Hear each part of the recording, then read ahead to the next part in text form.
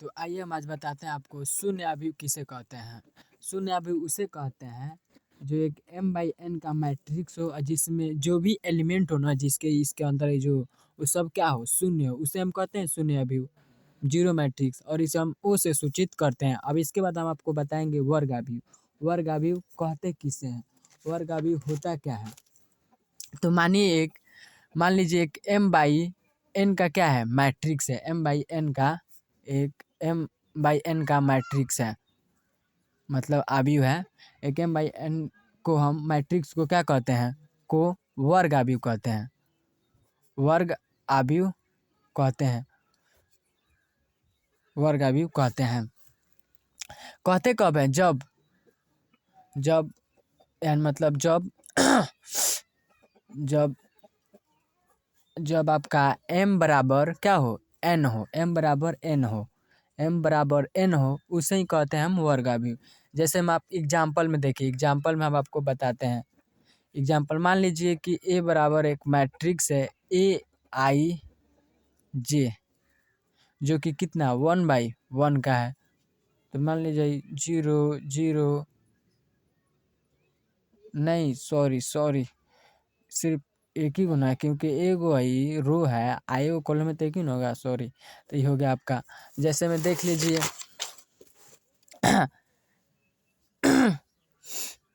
जैसे में एक मैट्रिक्स है ए बराबर ए आई जे 5/5 का है।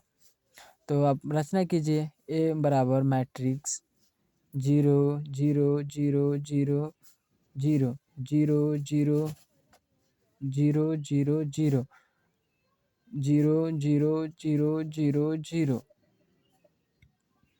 0 0 0 0 0 0 0 0 0 0 0। आप लोग तो समझिए इसे हम क्या कहते हैं, शून्य माने शून्य कहते हैं। इसे हम लोग कहते हैं, देखिए इसमें 5/5 का है, इसे हम क्या कहते हैं, मतलब आप लोग मान सकते हैं कितना 5 वर्ग अभी, क्योंकि देखिए इसका जो है m है, आई क्या है n है, क्या है बराबर नहीं है, बराबर नहीं, इसे हम कहते हैं वर्ग अवयव। अब इसके बाद आता है आपका, इसी में आता है वर्ग अवयव, वर्ग अवयव ये सब जानना जरूरी है इसलिए बताते हैं। वर्ग अवयव इंग्लिश में इसे कहते हैं diagonal matrix, diagonal diagonal matrix, diagonal matrix. Sorry guys अगर कुछ गलती हो जाता होगा तो बताइएगा। तो विकर्ण अवयव किसे कहते हैं, तो विकर्ण अवयव उसे कहते हैं वर्ग अवयव। मतलब वर्ग अवयव मान के चलिए एक वर्ग अवयव है, एक क्या है वर्ग अवयव, वर्ग अवयव ए बराबर एक मतलब मैट्रिक्स ए बराबर ए आई जे जो क्या है m बाई m का है, मतलब इसमें n नहीं आएगा, m बाई क्या है m में, जो m बाई वर्ग अवयव में ना जो मतलब स्क्वायर मैट्रिक्स में जो सदस्य होंगे में जो मतलब जो सदस्य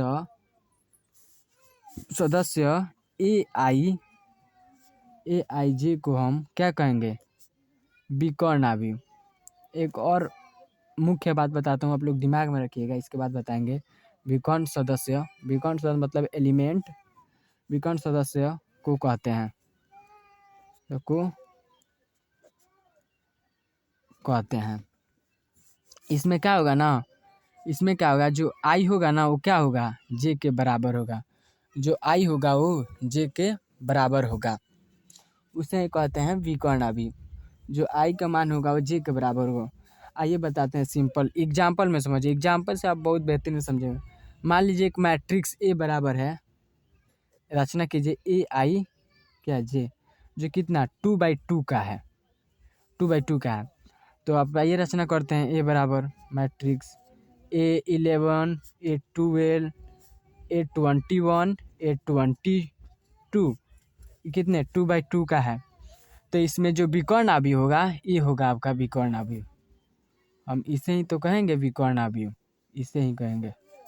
देखिए आई है जो क्या जे के बराबर नहीं है, आई और जे आपस में बराबर नहीं है, इसे ही हम कहेंगे क्या विकर्ण अवयव।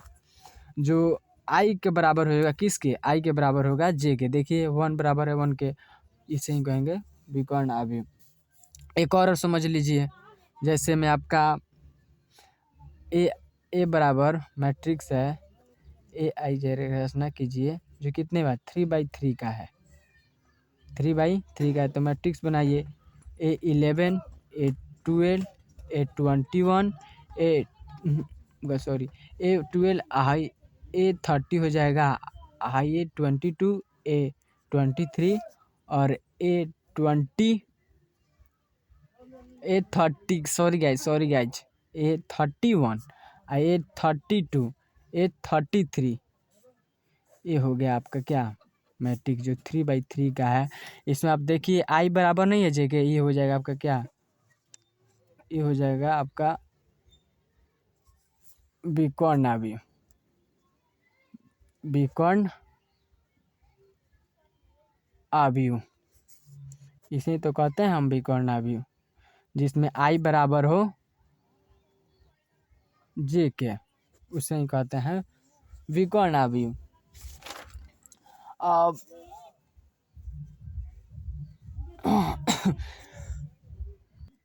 अब इसके बाद देखिए दोस्तों, आपको एक बात बताता हूँ।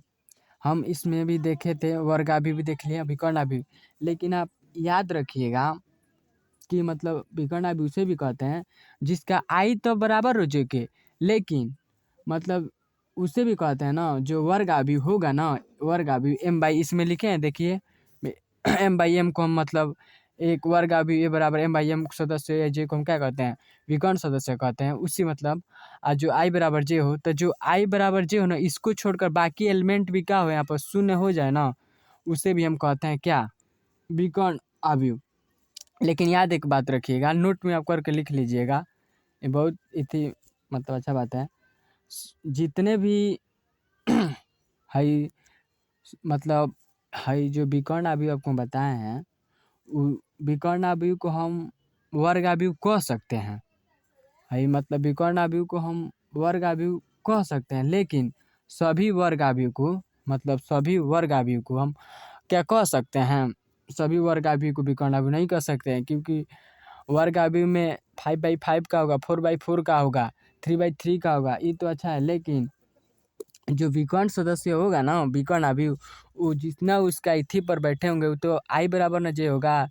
तो इसी तरह हम कह सकते हैं सभी विकर्ण सभी विकर्ण अवयव को सभी विकर्ण अवयव को वर्ग अवयव कह सकते हैं, वर्ग अवयव कह सकते हैं। लेकिन ये नोट में करके आप लिख लीजिएगा समझने के लिए, लेकिन सभी वर्ग अवयव को वर्ग अवयव को विकर्ण विकर्ण अवयव नहीं कह सकते हैं, विकर्ण अवयव नहीं कह नहीं कह नहीं कह सकते हैं। ये आप लोग तो अब समझ गए होंगे। अब हम इसके बाद देखेंगे, आपको बताएंगे इकाई अवयव किसे कहते हैं, इकाई अवयव। आइए हम इसमें चर्चा करेंगे इकाई अवयव किसे कहते हैं। एनी यूनिट ऑफ मतलब इकाई अवयव किसे कहते हैं, एनी यूनिट ऑफ इंडेटिव मैट्रिक्स। तो सिंपल बात है, जैसे मैं आप वर्ग अवयव बताए हैं ना, वैसे ही भी ये भी है। बस इसमें क्या करना है ना कि जो मैट्रिक्स होगा, हम एग्जांपल में बताए चाहे लिख ही देते हैं, डेफिनेशन समझ लीजिएगा। जो वर्ग अवयव इकाई अवयव किसे कहते हैं, इकाई अवयव इंग्लिश में से यूनिट ऑफ इंडेटिव मैट्रिक्स कहते हैं इकाई अवयव। तो मतलब जो वर्ग अवयव होगा, वर्ग अवयव जो होगा ना, वर्ग अवयव ए बराबर जो होगा ए आई जे, मतलब आप लिख समझने के लिए लिख देते हैं आप। ये तो कहेंगे कि जो ए बराबर हो गया जे एम बाई एम को हम क्या कहेंगे, एम बाई एम को इकाई अवयव कहेंगे, इकाई अवयव इकाई अवयव कहते हैं। अब देखिएगा मतलब कब कहेंगे जो विकर्ण सदस्य छोड़कर बाकी सब सदस्य शून्य हो जाए तभी कहेंगे इकाई व्यू। मतलब इकाई व्यू किसे कहते हैं? वर्ग अभी ए बाई एम को एम बाई एम, आप यहाँ देखिए एम बाई एम है, एम बाई एन नहीं है, एम बाई एम है। जब जो विकर्ण सदस्य होगा, आप लोग को पीछे भी बताया ना विकर्ण सदस्य विकर्ण अवयव, वो विकर्ण सदस्य जो होगा ना उसको छोड़कर बाकी सब क्या हो जाए, सदस्य शून्य हो तो आप कहते हैं उसे क्या, विकर्ण अवयव। यानी एग्जाम्पल में समझिए, एक ए बराबर एक मैट्रिक्स है ए आई जे, मान लेते हैं ए आई जे जो कितना एम बाई एम का है।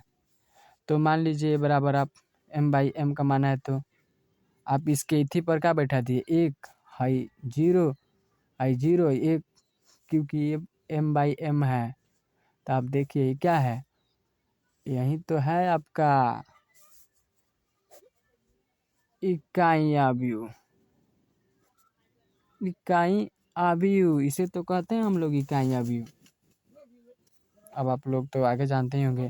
जैसे में एक और मान लीजिए 3/3 का मान लीजिए, बाकी सब सदस्य क्या हो, शून्य हो। 3/3 का नहीं, मतलब ए बराबर मान लीजिए अपने मन से एम बाई एम का, उसमें एम बाई एम का ऐसे ही कहेंगे जो मतलब ना विकर्ण पे सिर्फ एक हो और बाकी सब सदस्य शून्य हो, उसे हम कहते हैं इकाई अवयव।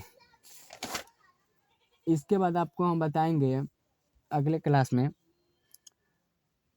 तुल्यता अवयव किसे कहते हैं। तब तक के लिए धन्यवाद। आप लोग मेरे चैनल को सब्सक्राइब कर दीजिएगा, कमेंट वमेंट कर दीजिएगा अच्छा लगेगा हो तो, और कुछ गलती होगा तो सॉरी, हो सके तो अगले क्लास हम सुधारने के प्रयास करेंगे। तब तक के लिए थैंक यू।